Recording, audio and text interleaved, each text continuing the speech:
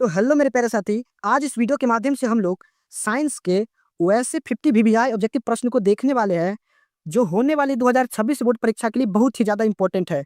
तो चलिए दोस्तों, आज का पहला क्वेश्चन है, बैटरी से किस प्रकार की धारा प्राप्त होती है? बताइए कि बैटरी से किस प्रकार की धारा प्राप्त होती है? तो बैटरी से डिस्ट धारा प्राप्त होती है, यानी इसका सही जवाब ऑप्शन नंबर ए हो जाएगा।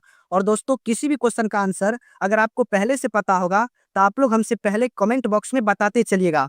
चलिए अगला सवाल है, क्वेश्चन नंबर 2, कि निम्न में से कौन सा पदार्थ लेंस के लिए प्रयुक्त नहीं किया जाता है? बताइए कि निम्न में से कौन सा पदार्थ लेंस के लिए प्रयुक्त नहीं किया जाता है? तो जल, कांच और प्लास्टिक लेंस के लिए प्रयुक्त होता है, लेकिन मिट्टी जो है वह लेंस के लिए प्रयुक्त नहीं होता है, यानी इसका सही जवाब ऑप्शन नंबर डी हो जाएगा। चलिए अगला सवाल है, क्वेश्चन नंबर 3, कि निर्गत किरण और अभिलंब के बीच के कोण को क्या कहते हैं? बताइए दोस्तों कि निर्गत किरण और अभिलंब के जो बीच का जो कोण होता है उसे हम लोग क्या कहते हैं? तो उसे हम लोग निर्गत कोण कहते हैं, यानी इसका सही जवाब ऑप्शन नंबर सी है। और दोस्तों, किसी भी क्वेश्चन का आंसर आप लोग जानते हैं तो हमसे पहले आप लोग बताते चलिएगा। अगला सवाल है, क्वेश्चन नंबर 4, कि किसी माध्यम में अपवर्तनांक का मान होता है। बताइए कि किसी माध्यम में अपवर्तनांक का मान कितना होता है? तो साइन आई बट्टा साइन आर, यानी इसका सही जवाब ऑप्शन नंबर ए हो जाएगा। दोस्तों, काफी इंपॉर्टेंट प्रश्न है, तो आप लोग याद रखिएगा कि किसी माध्यम में अपवर्तनांक का जो मान होता है वह साइन आई बट्टा साइन आर होता है। चलिए अगला सवाल है, क्वेश्चन नंबर 5, कि सामान्य दृष्टि के वयस्क के लिए सुस्पष्ट दर्शन की न्यूनतम दूरी होती है। बताइए दोस्तों कि सामान्य दृष्टि के वयस्क के लिए सुस्पष्ट दर्शन की न्यूनतम दूरी कितनी होती है? तो 25 सेंटीमीटर, यानी इसका सही जवाब ऑप्शन नंबर सी है। चलिए अगला सवाल है, क्वेश्चन नंबर 6, कि दूरदृष्टि वाले आंखें साफ साफ देख सकती है। बताइए कि जिस आंख में दूरदृष्टि दोष हो वह कहाँ की वस्तु को साफ साफ देख सकता है? तो दूर की वस्तु को साफ साफ देख सकता है, क्योंकि दोस्तों जिसे निकट की वस्तु नहीं दिखता है उसमें क्या होता है? तो दूरदृष्टि दोष। तो दूरदृष्टि दोष वाला आंखें कहाँ की वस्तु को साफ साफ देख सकती है? तो दूर की वस्तु को। चलिए अगला सवाल है, क्वेश्चन नंबर 7, कि कांच प्रिज्म द्वारा उत्पन्न श्वेत प्रकाश के स्पेक्ट्रम में किस रंग का झुकाव अधिक है? बताइए कि किस रंग का स्पेक्ट्रम में किस रंग का झुकाव अधिक होता है? तो झुकाव जो अधिक होता है वह बैगनी रंग का है ना, यानी इसका सही जवाब ऑप्शन नंबर डी हो जाएगा। और दोस्तों, अगर झुकाव कम पूछे, सबसे कम झुकाव पूछे तो वह लाल रंग का होगा, लेकिन सबसे अधिक झुकाव पूछे तो बैगनी रंग का होगा। आप लोग याद रखिएगा। चलिए अगला सवाल है, क्वेश्चन नंबर 8, कि किस उपकरण में धन और ऋण का चिन्ह नहीं होता है? बताइए कि किस उपकरण में धन यानी प्लस और ऋण यानी माइनस का चिन्ह नहीं होता है? तो कुंडली में जो है वह धन और ऋण का चिन्ह नहीं होता है, यानी इसका सही जवाब ऑप्शन नंबर सी है। चलिए अगला सवाल है, क्वेश्चन नंबर 9, कि विद्युत फ्यूज काम करता है। बताइए कि विद्युत फ्यूज काम करता है। तो विद्युत फ्यूज जो काम करता है वह धारा के उष्मीय प्रभाव पर है ना, धारा के उष्मीय प्रभाव पर, यानी इसका सही जवाब ऑप्शन नंबर ए हो जाएगा। चलिए अगला सवाल है, क्वेश्चन नंबर 10, कि नाभिकीय ऊर्जा प्राप्त करने हेतु आवश्यक है। बताइए दोस्तों कि नाभिकीय ऊर्जा प्राप्त करने हेतु क्या आवश्यक है? तो यूरेनियम का आवश्यक है, यानी इसका सही जवाब ऑप्शन नंबर सी है। चलिए अगला सवाल है, क्वेश्चन नंबर 11, कि भोजन का पचना किस प्रकार की अभिक्रिया है? बताइए दोस्तों कि भोजन का पचना किस प्रकार की अभिक्रिया है? तो भोजन का पचना एक उपचयन अभिक्रिया है, यानी इसका सही जवाब ऑप्शन नंबर सी है। दोस्तों, इस वीडियो के माध्यम से हम जितने भी साइंस के ऑब्जेक्टिव प्रश्न को देखने वाले हैं, आपकी होने वाले 2026 बोर्ड परीक्षा के लिए बहुत ही ज़्यादा इंपॉर्टेंट होगा। तो दोस्तों, आप लोग वीडियो को अंत तक देखिएगा और सारे प्रश्न को अच्छे से याद कर लीजिएगा। चलिए अगला सवाल है, क्वेश्चन नंबर 12, कि प्रतिरोध का एसआई मात्रक क्या है? बताइए कि प्रतिरोध का एसआई मात्रक क्या है? तो प्रतिरोध का जो एसआई मात्रक है वह ओम है, यानी इसका सही जवाब ऑप्शन नंबर सी है। और दोस्तों बताइए आप लोग कि जूल किसका मात्रक है? तो जूल जो है ना वह ऊर्जा का एसआई मात्रक है। ऊर्जा का एसआई मात्रक क्या होता है? जूल होता है। और बताइए कि वोल्ट किसका मात्रक है? तो वोल्ट जो है वह विभव का एसआई मात्रक होता है। किसका होता है? विभव का या विभवांतर का। विभव या विभवांतर का जो एसआई मात्रक होता है वो क्या होता है? विभव या विभवांतर का जो एसआई मात्रक होता है वह वोल्ट होता है। और बताइए आप लोग कि एम्पियर किसका मात्रक है? तो एम्पियर जो है वह विद्युत धारा का एसआई मात्रक है। एम्पियर जो है वह विद्युत धारा का एसआई मात्रक है, तो आप लोग याद रखिएगा। आपसे पूछ सकता है कि ऊर्जा का एसआई मात्रक क्या है? तो ऊर्जा का एसआई मात्रक जूल है। विभव या विभवांतर का जो एसआई मात्रक होता है वह वोल्ट होता है। और प्रतिरोध का एसआई मात्रक ओम होता है। और विद्युत धारा का एसआई मात्रक एम्पियर होता है। आप लोग याद रखिएगा। चलिए अगला सवाल है क्वेश्चन नंबर 13 कि परिपथ में विद्युत धारा की माप किससे की जाती है? बताइए दोस्तों कि परिपथ में विद्युत धारा की माप किससे की जाती है? तो ए मीटर से की जाती है, यानी इसका सही जवाब ऑप्शन नंबर सी है। चलिए अगला सवाल है क्वेश्चन नंबर 14 कि दाढ़ी बनाने में कौन सा दर्पण प्रयुक्त होता है? बताइए दोस्तों कि दाढ़ी बनाने में कौन सा दर्पण प्रयुक्त होता है? तो अवतल दर्पण, यानी इसका सही जवाब ऑप्शन नंबर बी है। चलिए अगला सवाल है क्वेश्चन नंबर 15 कि सरल सूक्ष्मदर्शी में किसका उपयोग होता है? बताइए कि सरल सूक्ष्मदर्शी में किसका उपयोग होता है? तो सरल सूक्ष्मदर्शी में उत्तल लेंस का उपयोग होता है, यानी इसका सही जवाब ऑप्शन नंबर डी हो जाएगा। चलिए अगला सवाल है क्वेश्चन नंबर 16 कि नाइट्रोजन अणु में कितने सहसंयोजन बंधन होते हैं? बताइए दोस्तों कि नाइट्रोजन अणु में कितने सहसंयोजन बंधन होते हैं? तो 3 सहसंयोजन बंधन होते हैं, यानी इसका सही जवाब ऑप्शन नंबर, माफ कीजिएगा, यहाँ पर बी होगा, है ना, और यहाँ पर सी होगा। तो इसका जो सही जवाब हो जाएगा ऑप्शन नंबर बी हो जाएगा।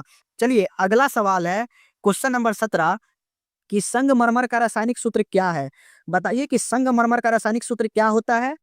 तो आप लोग पढ़े होंगे कि संगमरमर का रासायनिक सूत्र जो होता है वह CaCO3 होता है, यानी इसका सही जवाब ऑप्शन नंबर सी हो जाएगा। चलिए अगला सवाल है क्वेश्चन नंबर 18 कि डैश वन संपदा का एक उदाहरण है। बताइए दोस्तों कि वन संपदा का एक उदाहरण क्या है? तो वन संपदा का उदाहरण यानी लकड़ी जो है वह वन संपदा का एक उदाहरण है, यानी इसका right answer option number B हो जाएगा। चलिए अगला सवाल है क्वेश्चन नंबर 19 कि स्वपोषी पोषण के लिए आवश्यक है। बताइए कि स्वपोषी पोषण के लिए क्या क्या आवश्यक है? तो कार्बन डाइऑक्साइड भी, क्लोरोफिल भी और सौर प्रकाश भी, यानी इनमें से सभी, यानी इसका जो राइट आंसर हो जाएगा ऑप्शन नंबर डी हो जाएगा। आप लोग याद रखिएगा कि स्वपोषी पोषण के लिए CO2 की भी आवश्यकता होती है, क्लोरोफिल की आवश्यकता होती है, सौर प्रकाश की आवश्यकता होती है, यानी इनमें से सभी। चलिए अगला सवाल है क्वेश्चन नंबर 20 कि इंसुलिन की कमी से होता है। बताइए दोस्तों कि इंसुलिन की कमी से कौन सा रोग होता है? तो इंसुलिन की कमी से मधुमेह रोग होता है, यानी इसका सही जवाब ऑप्शन नंबर सी है। चलिए अगला सवाल है क्वेश्चन नंबर 21 कि खुला परिसंचन तंत्र किसमें पाया जाता है? बताइए दोस्तों कि खुला परिसंचन तंत्र किसमें पाया जाता है? तो खुला परिसंचन तंत्र जो पाया जाता है वह कॉकरोच में पाया जाता है, यानी इसका सही जवाब ऑप्शन नंबर बी है। चलिए अगला सवाल है क्वेश्चन नंबर 22 कि यूरो सेकंड का संबंध है। बताइए कि यूरो सेकंड का संबंध क्या है? तो ऑप्शन ए में है वायु प्रदूषण से, ऑप्शन बी में है मृदा प्रदूषण से, ऑप्शन सी जल प्रदूषण से, या इनमें से कोई नहीं। बताइए कि यूरो सेकंड का जो संबंध है वह किससे है? तो यूरो सेकंड का संबंध वायु प्रदूषण से है, यानी इसका सही जवाब ऑप्शन नंबर ए हो जाएगा। आप लोग याद रखिएगा कि यूरो सेकंड का जो संबंध है वह वायु प्रदूषण से है। चलिए अगला सवाल है क्वेश्चन नंबर 23 कि निम्नलिखित में कौन जैव अनिम्नीकरणीय पदार्थ है? बताइए कि निम्नलिखित में कौन जैव अनिम्नीकरणीय पदार्थ है? तो DDT, यानी इसका सही जवाब ऑप्शन नंबर ए हो जाएगा। याद रखिएगा कि जैव अनिम्नीकरणीय पदार्थ जो है वह क्या है? DDT। चलिए अगला सवाल है क्वेश्चन नंबर 24 कि क्लोरोफिल वर्णक का रंग है। बताइए दोस्तों कि क्लोरोफिल वर्णक का रंग कैसा होता है? तो क्लोरोफिल का जो रंग होता है वह हरा होता है, यानी इसका सही जवाब ऑप्शन नंबर ए है। तभी तो पौधे का जो पत्ता होता है वो हरा होता है, क्योंकि पौधों के पत्तियों में क्लोरोफिल मौजूद होते हैं और क्लोरोफिल वर्णक का रंग हरा होता है, जिसके कारण क्या होता है? तो पौधे की जो पत्ता होता है वो क्या होता है? हरा होता है। और आपसे ये भी पूछ सकता है कि पेड़ पौधे की जो पत्ती होती है वे हरे क्यों होते हैं? तो क्लोरोफिल के कारण, याद रखिएगा क्लोरोफिल के कारण। चलिए अगला सवाल है क्वेश्चन नंबर 25 कि विद्युत फ्यूज विद्युत धारा के किस सिद्धांत पर कार्य करता है? बताइए दोस्तों कि विद्युत फ्यूज जो है वो विद्युत धारा के किस सिद्धांत पर कार्य करता है? तो याद रखिएगा उसमें सिद्धांत पर कार्य करता है, यानी इसका सही जवाब ऑप्शन नंबर ए है। चलिए अगला सवाल है क्वेश्चन नंबर 26 कि विभवांतर का एसआई मात्रक क्या है? विभवांतर का एसआई मात्रक क्या है? तो दोस्तों विभवांतर का जो एसआई मात्रक है वह वोल्ट है। सॉरी माफ कीजिएगा, वोल्ट होगा, वोल्ट होगा, है ना। विभवांतर कैसा मात्रक? वोल्ट हो जाएगा, यानी इसका सही जवाब ऑप्शन नंबर ए है। और दोस्तों आप लोग हमें कमेंट करके बताइएगा कि एम्पियर किसका मात्रक है, कूलॉम किसका मात्रक है, किसका मात्रक है। इस क्वेश्चन का आंसर आप लोग हमें कमेंट बॉक्स में लिख कर बताइएगा कि एम्पियर किसका मात्रक है और कूलॉम किसका मात्रक है और वाट किसका मात्रक है। इसका आंसर आप लोग हमें कमेंट बॉक्स में लिखकर जरूर बताइएगा। चलिए अगला सवाल है क्वेश्चन नंबर 27 कि प्रकाश के अपवर्तन के कितने नियम है। बताइए कि प्रकाश के अपवर्तन के कितने नियम है। तो प्रकाश के अपवर्तन के 2 नियम है, यानी इसका सही जवाब ऑप्शन नंबर सी हो जाएगा। इसका सही जवाब ऑप्शन नंबर सी हो जाएगा। दोस्तों अगर आपसे अपवर्तन का नियम पूछे या परावर्तन के नियम पूछे, है ना, अपवर्तन के नियम या परावर्तन के नियम, दोनों का जो है ना 2 ही नियम होता है, दोनों का 2 ही नियम होता है और काफी वीवीआई प्रश्न है। चलिए अगला सवाल है क्वेश्चन नंबर 28 कि 1 वोल्ट कहलाता है। बताइए कि 1 वोल्ट क्या कहलाता है। तो 1 वोल्ट जूल बट्टा कूलम कहलाता है ना, जूल बट्टा कूलम कहलाता है, यानी इसका सही जवाब ऑप्शन नंबर बी हो जाएगा। चलिए अगला सवाल है क्वेश्चन नंबर 29 कि अम्लीय विलयन का पीएच मान होता है। बताइए दोस्तों कि अम्लीय विलयन का पीएच मान कितना होता है। तो अम्लीय विलयन का पीएच मान 7 से कम होता है ना। अम्लीय विलयन का पीएच मान 7 से कम होता है। चलिए अगला सवाल है क्वेश्चन नंबर 30 कि सरलतम हाइड्रोकार्बन है। बताइए कि इनमें से सरलतम हाइड्रोकार्बन कौन सा है। तो सरलतम हाइड्रोकार्बन मीथेन है, जिसका सूत्र क्या होता है, CH4, है ना, CH4। याद रखिएगा कि सरलतम हाइड्रोकार्बन का जो सूत्र है वह मीथेन है। तो दोस्तों इस वीडियो के माध्यम से हम 30 ऑब्जेक्टिव प्रश्न किया है। तो आप लोग बताइए कि यह 30 ऑब्जेक्टिव प्रश्न में से आप लोग कितना प्रश्न सही कर पाए। अभी तक हम लोग 30 प्रश्न को कर चुके हैं। तो आप लोग बताइए कि यह 30 ऑब्जेक्टिव प्रश्न में से आप लोग कितना प्रश्न खुद से सही कर पाए। आप लोग हमें कमेंट बॉक्स में जरूर लिखकर बताइएगा। और दोस्तों अगर वीडियो को आप लोग लाइक नहीं किए हैं तो एक लाइक कर दीजिए। चलिए अगला सवाल है क्वेश्चन नंबर 31 कि कुत्पाद किसमें पाया जाता है। बताइए कि कुत्पाद किसमें पाया जाता है। तो कुत्पाद जो पाया जाता है वह अमीबा में पाया जाता है, यानी इसका सही जवाब ऑप्शन नंबर सी है। चलिए अगला सवाल है क्वेश्चन नंबर 32 कि पुष्पी पौधों में लैंगिक जनन होता है। बताइए कि पुष्पी पौधों में लैंगिक जनन होता है तो फूलों द्वारा। आप लोग याद रखिएगा कि पुष्पी पौधों में लैंगिक जनन जो होता है वह फूलों के द्वारा होता है। चलिए अगला सवाल है क्वेश्चन नंबर 33 कि निम्न में कौन उत्सर्जी अंग है। बताइए कि निम्न में कौन उत्सर्जी अंग है। तो वृक्क जो है ना वह उत्सर्जी अंग है, यानी इसका सही जवाब ऑप्शन नंबर ए हो जाएगा। चलिए अगला सवाल है क्वेश्चन नंबर 34 कि निम्न में से कौन प्राकृतिक संसाधन नहीं है। बताइए दोस्तों कि निम्न में से कौन प्राकृतिक संसाधन नहीं है। तो वायु जो है वह प्राकृतिक संसाधन है, जल भी प्राकृतिक संसाधन है, मृदा भी प्राकृतिक संसाधन है, लेकिन जीवधारी जो है यह प्राकृतिक संसाधन नहीं है, यानी इसका right answer option number D हो जाएगा। चलिए अगला सवाल है क्वेश्चन नंबर 35 कि समतल दर्पण द्वारा बना प्रतिबिंब होता है। बताइए दोस्तों कि समतल दर्पण से कैसा प्रतिबिंब बनता है। तो समतल दर्पण से काल्पनिक प्रतिबिंब बनता है, यानी इसका सही जवाब ऑप्शन नंबर ए हो जाएगा। चलिए अगला सवाल है क्वेश्चन नंबर 36 कि निकट दृष्टि दोष दूर करने के लिए किस लेंस का व्यवहार होता है। तो याद रखिएगा कि निकट दृष्टि दोष को दूर करने के लिए अवतल लेंस का प्रयोग होता है, यानी इसका सही जवाब ऑप्शन नंबर बी हो जाएगा। चलिए अगला सवाल है क्वेश्चन नंबर 37 कि मानव नेत्र में किस प्रकार का लेंस पाया जाता है। बताइए दोस्तों कि मानव नेत्र में किस प्रकार का लेंस पाया जाता है। तो मानव नेत्र में उत्तल लेंस पाया जाता है। याद रखिएगा कि मानव नेत्र में उत्तल लेंस पाया जाता है, यानी इसका सही जवाब ऑप्शन नंबर ए हो जाएगा। चलिए अगला सवाल है क्वेश्चन नंबर 38 कि विभवांतर मापने वाले यंत्र को कहा जाता है। बताइए कि विभवांतर मापने वाले यंत्र को क्या कहते हैं। तो विभवांतर मापने वाले यंत्र को वोल्ट मीटर कहा जाता है, यानी इसका सही जवाब ऑप्शन नंबर बी हो जाएगा। चलिए अगला सवाल है क्वेश्चन नंबर 39 कि आमीटर को विद्युत परिपथ में कैसे जोड़ा जाता है। बताइए दोस्तों कि आमीटर को विद्युत के परिपथ में कैसे जोड़ा जाता है। तो श्रेणी क्रम में। आप लोग याद रखिएगा कि आमीटर को जोड़ा जाता है श्रेणी क्रम में। चलिए अगला सवाल है क्वेश्चन नंबर 40 कि स्पेक्ट्रम प्राप्त करने के लिए किसका उपयोग होता है। बताइए कि स्पेक्ट्रम प्राप्त करने के लिए किसका उपयोग होता है। तो प्रिज्म का उपयोग होता है, यानी इसका सही जवाब ऑप्शन नंबर डी हो जाएगा। चलिए अगला सवाल है क्वेश्चन नंबर 41 कि रासायनिक अभिक्रिया में भाग लेने वाले पदार्थ को कहा जाता है। बताइए कि रासायनिक अभिक्रिया में जो पदार्थ भाग लेता है उसे क्या कहते हैं। तो उसे हम लोग अभिकारक कहते हैं, है ना, अभिकारक कहते हैं, यानी इसका सही जवाब ऑप्शन नंबर ए हो जाएगा। चलिए अगला सवाल है क्वेश्चन नंबर 42 कि टूथपेस्ट कैसा होता है।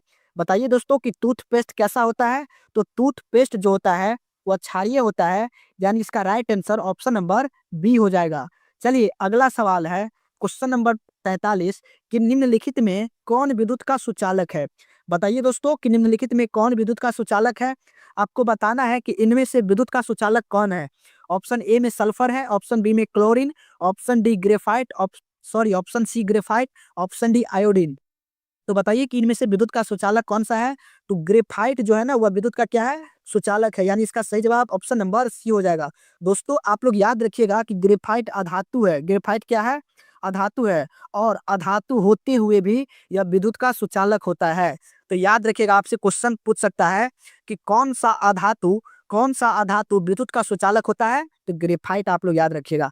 चलिए अगला सवाल है क्वेश्चन नंबर 44 कि आमीटर से निम्नलिखित में से किसे मापा जाता है? बताइए कि आमीटर से हम लोग क्या मापते हैं? तो आमीटर से धारा मापते हैं, यानी इसका सही जवाब ऑप्शन नंबर ए हो जाएगा।